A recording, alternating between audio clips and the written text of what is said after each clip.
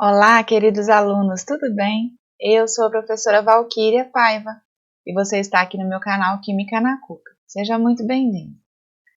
Na aula de hoje, nós falaremos sobre cálculos estequiométricos quando acontecem reações consecutivas.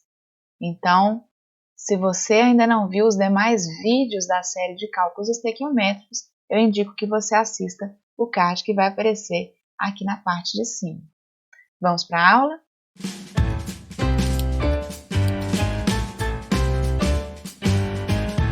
Muito bem! Sugiro também que você se inscreva no meu canal, deixe seu like, ative o sininho para receber as notificações. Se esse vídeo te ajudou de alguma forma, comente e compartilhe com seus amigos. Vamos lá? Vamos falar então de quando aparecem reações consecutivas, ou seja, reações que acontecem em mais de uma etapa. Para isso, nós vamos considerar a fabricação industrial do ácido sulfúrico a partir do enxofre. Ela vai se processar por meio de 3 reações consecutivas. Vamos ver. Na primeira etapa, o enxofre reage com o oxigênio, formando o dióxido de enxofre. Na segunda etapa, o dióxido de enxofre reage com mais meio mol de oxigênio, formando o trióxido de enxofre. Na terceira etapa, o trióxido de enxofre reage com água, formando ácido sulfúrico. Quando nós temos então um problema que fornece, nesse exemplo, a massa de enxofre inicial e nos pede a massa de ácido sulfúrico produzido, você teria aqui algumas opções. Um dos caminhos seria manter essas 3 equações separadas, calcular primeiro a massa do dióxido de enxofre, depois a massa do trióxido de enxofre, finalmente a massa do ácido sulfúrico. Só que é muito mais prático, ao invés de fazer esses vários e vários cálculos, a gente somar algebricamente as equações químicas e fazer um cálculo estequiométrico direto na equação final. Vamos ver como faríamos isso?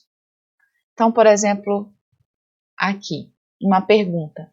Qual é a massa de ácido sulfúrico produzida a partir de 8 toneladas de enxofre? Então, nós tomamos novamente as equações já mencionadas e fazemos essa soma algébrica para ter a reação global. A primeira coisa que nós fazemos é cortar produtos que são formados e que fazem participação como reagentes na equação consecutiva. Então, aqui eu posso cortar o SO2, que se repete do lado dos produtos, e aqui do lado dos reagentes. Também posso cortar o SO3, que é formado na segunda etapa e já é reagente da terceira etapa, já é consumido na etapa seguinte. Depois que eu faço isso, eu vou somar. Então, aqui eu somo o S mais, o que sobrou aqui? Oxigênio. Vamos lembrar lá da matemática. Como que eu somo 1 mais meio? 1 mais meio dá 3 sobre 2. É por isso que aqui vai aparecer, ó, oxigênios. Eu somei os dois, ficou 3 meios de oxigênio. Mais essa água. Então, nós temos aqui como reagentes da equação global, da reação global, enxofre, 3 meios de oxigênio mais a água, que vai formar finalmente o meu produto, que é o H2SO4. Então, se eu quero responder o problema, qual a massa de ácido sulfúrico produzida a partir de 8 toneladas de enxofre, eu parto novamente daquela equação global que nós fizemos anterior. Lembrando das massas molares aqui do enxofre, que é 32, do ácido sulfúrico, que é 98. Então, da reação, eu tiro aqui, como é 1 mol de enxofre, que vai formar 1 mol de ácido sulfúrico, 32, que é a massa molar do enxofre, vai formar 98 gramas, que é a massa molar do ácido sulfúrico. Do problema, eu tiro o valor de 8 toneladas, que vai ter o valor de X. Então, eu faço 32 vezes X e 8 vezes T. Terei, então, o valor de 24,5 toneladas de ácido sulfúrico. Então, resumindo esse procedimento, primeiro passo sempre na estequiometria, balancear cada equação química. Segundo passo, nós temos que igualar o coeficiente da substância comum, ou seja, aquela substância que é produzida em uma reação e consumida em outra, nós temos que ter todas com o mesmo coeficiente, o mesmo númerozinho que vai na frente da fórmula. E vamos multiplicar então essa equação por um número quando for necessário. Nós vamos somar as duas ou mais equações, de forma a se obter uma única equação. E no processo dessa soma de substância, aquelas que se repetem de um lado e de outro das reações, ou seja, que em uma etapa são produtos, na outra são reagentes, elas devem ser simplificadas, enquanto que as que estão presentes do mesmo lado devem ser somadas. Vamos relacionar o que foi dado, né, e pedido, e resolver a regra de 3, baseados então na equação química obtida a partir da soma das reações anteriores. Exemplos. O exemplo 1, em 2,8 kg de óxido de cálcio, CaO, também conhecido como cal virgem, foi adicionada água, formando hidróxido de cálcio, usado para pintar uma parede. Então, nós já temos que estar cientes, olha, dessas equações que vão ter que ser escritas, né? Após a sua aplicação, transformou-se em uma camada dura pela reação química com gás carbônico. Teve mais uma equação dessa substância formada anteriormente, que é o hidróxido de cálcio, com gás carbônico. E formou uma outra substância, que é o carbonato de cálcio. A massa de sal obtida, carbonato de cálcio aqui é o CaCO3, e o gás carbônico é o CO2, né? A massa de sal obtida é aproximadamente igual a... Vamos ver. Primeiro passo, eu listei, olha, substância, óxido de cálcio, reage com água, é a segunda substância, formando hidróxido de cálcio. Primeira etapa, ok. Na segunda etapa, após sua aplicação, essa substância hidróxido de cálcio transformou-se, né, numa camada dura, reagindo com gás carbônico presente no ar. Formou carbonato de cálcio. E aí eu tenho que fazer o balanceamento dessa equação e perceber que vai sobrar molécula de água aqui. Ok?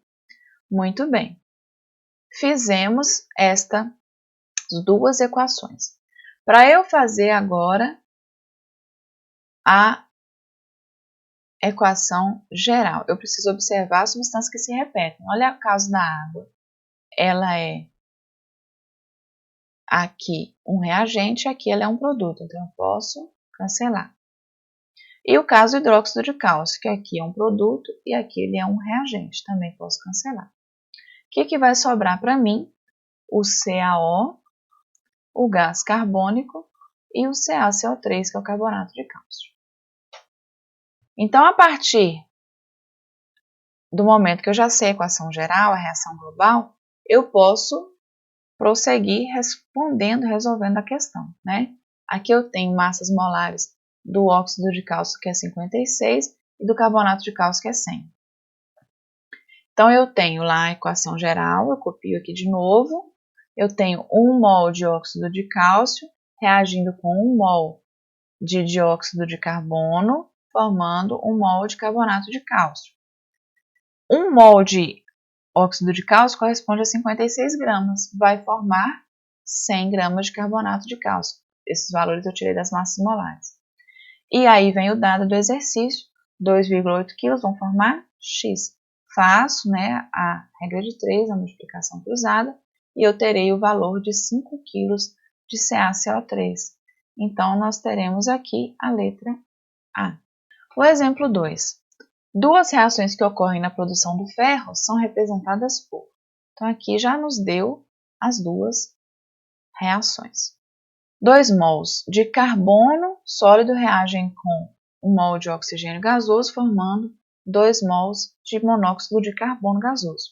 E, na sequência, 1 mol de óxido de ferro 3 mais 3 mols de monóxido de carbono gasoso vão formar 2 mols de ferro sólido mais 3 mols de gás carbono. Esse monóxido de carbono formado na primeira reação é consumido na segunda reação. Se ele é consumido, observe que aqui já temos uma diferença nos coeficientes. Na primeira reação, o coeficiente dele é 2, na segunda reação, o coeficiente dele é 3. Observe isso. Considerando apenas essas duas etapas do processo, calcule a massa aproximada em quilogramas de carvão consumido na produção de 1 tonelada de ferro. Então, vamos lá. Primeiro passo que a gente tem que... Eu copiei novamente as equações aqui em cima, né? E como a própria questão nos disse, o monóxido de carbono formado na primeira etapa é consumido na segunda etapa. Como que eu vou transformar um 2 num 3? Né? Não tem jeito.